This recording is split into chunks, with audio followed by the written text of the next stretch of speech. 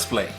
A video series where we review if a game can be played only with what comes in the box. And today we're going to test Scoundrels of Skullport, which is the expansion for Lords of Waterdeep.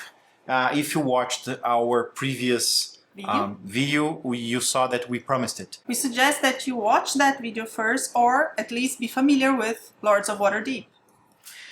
Scoundrels of Skullport is 2 expansions in one. It comes with 2 modules, but 2, how can I say that? 2 small modules. Yeah, 2 small expansions. 2 small expansions, yeah. The original board from Lords of Waterdeep is prepared to have what comes in Scoundrels of Skullport, because in here, on where you put your extra agents, there's the gray space here.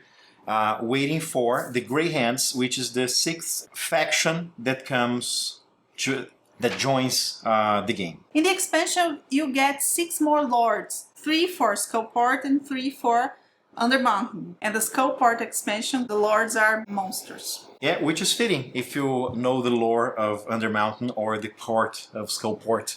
The port of Skullport. Okay. Oh, yeah. And you also get more cards, more quest cards, trick cards, and more buildings. And 3 new small boards, 3 new boards that you put side by side, although they don't exactly fit side by side, but you can, you get the gist. You can put them anywhere you want.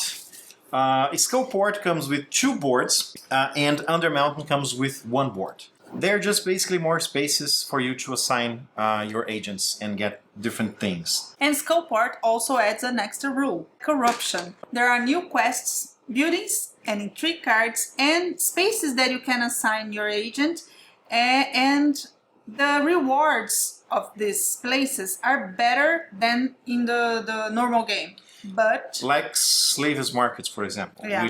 in which you get 2 rogues and 2 fighters, but you also get a skull. When you assign an agent here, you grab 1 skull from the corruption track. The skull represents points that you lose at the end of the game. So depending on how many skulls are missing in the Skullport corruption track, let's say I have 2 skulls in my tavern, and you have 1 skull in your tavern, so it means that the number 1 is completely empty. Let's put a little more, right? So the number 2 is completely empty. Yeah. I have 3 skulls, so at each and every skull will subtract 2 points. 2 points from my points. So point, so I'll get 6 less points, and you get 4 less points, because we always check.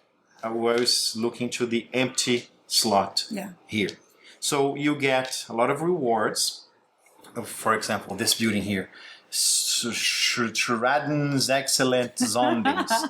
It's quite good. The owner gets 3 gold. If you assign an agent here, you get 3 fighters and 1 cleric, but also 1 corruption. And there are ways to get rid of corruption. Yes. Sometimes in 3 cards, and some quests the reward of the quest, you get rid of 1, 2, 3 corruption. Yes.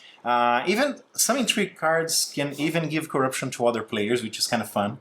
And in the beginning, this element here, people are going to be a little afraid of using corruption. With time, you realize that if you balance the amount of corruption you get with the amount of corruption you take back, you might as well end up the game with no corruption at all. If you do things just right. Yeah, but it's dangerous, because the cards that allow you to return the corruption track, the corruption token, are a little rare, I think. Yeah, they're not very common, right? There's something else that comes in the box that we forgot to mention. The 6th faction, 1 more token, 1 more agent for every faction. For the longer game, and you get caravans, which you pretty much will only use if you play with 4, 5, 6 people. Every caravan represents 5 of the adventurers, because if you play with a lot of people, the cubes, the resource cubes, the adventurers, they get depleted very quickly. So the caravans are here for that. In a 2 or 3 player game, you probably won't need it, but it's good that it's here. It's well thought of WotC to do that. And also the box, it's just like the original box, the base game box with everything fits snugly in their place. Proper place. Yeah. In here we put some stuff like theoretically this area is for Under Mountain and this is for Skullport, but we tend to play both expansions together, so we use the spaces in the box a little differently, which brings us to the usage of the expansions. If you're gonna play with Skullport and Under Mountain, you have some work to do in the setup phase because you have to remove some cards from the intrigue deck, the quest deck, and the building deck. From the base game. Yes. Yes. I think it's like 20 here and 30 here, something like that. There's a number. Yeah. For each one, and unless you want to remove the same cards every time you're gonna play with the expansion, you have to do this work to remove. So you have to save some time for do that. So it doesn't take a lot of time, but let's say you just finished a match and you want to play again. It's a good idea to remove different cards. You put all the cards that are removed back together into the decks, and then you shuffle them and try and remove different set of cards. So you have a slightly different game, which is I think it's the essence of this expansion. Not only it adds a sixth player and more cards and more buildings, it adds more flavor. You have, like, the intrigue cards are really different, the buildings are really different. Any expansion, they have little symbols that show you from which expansion they belong to. The base game has nothing here, only the buildings, for example. Skullport has a flying flaming skull, and Under Mountain has a beholder. Same thing for quest cards and intrigue cards and the lords. Sometimes the symbol is kind of hidden, like in the lords, for example, you have to really look for them. But you will immediately see after you start playing that the cards, they come from the expansion, because they're really different. Yeah, I want to say that the quests, for example, are kind of wacky. They're different quests. Yeah. And the game has two different modules. The rules have two different modules. They suggest that if you want a longer game, you add an extra agent for everybody. And also they warn you that if you use both expansions, besides having to remove some items, the game will get longer. Not really. No. The game it's gonna add 15 more minutes to your 1 hour 15 match. So I don't know what WotC thinks a longer game is, but they warn you that the game will get a little longer.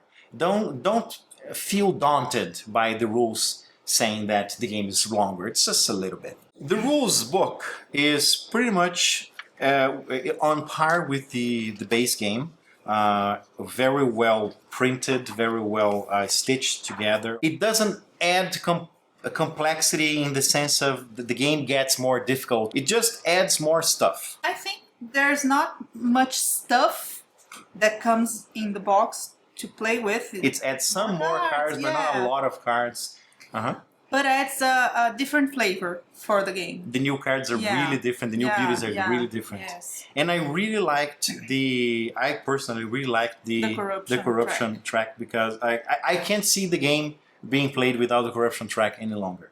And we decided pretty early that we like the game with both expansions, right? Yes. So taking that into consideration, like the fact that the buildings and the new cards don't really add a lot of complexity, like a lot of stuff you need to think on, that it doesn't add a lot of time or difficulty. That's what I want to say. The game doesn't get harder because of the expansion. And the rules is as straightforward, if not more clear, than the rules book of the original expansion. I think this is, number one, a very easy pass. Yes, the game, easy. The first play, the game passes the first play test very easily, I think. And also, I think is the kind of expansion you have to have. So this is our first video about an expansion. We are thinking of doing more of them. They won't count towards the amount of videos that we promised we would do in this series of First Play. So Kickstarter backers, don't worry, this doesn't count. And we would like to know, what do you think of expansions? Do you spend money on them?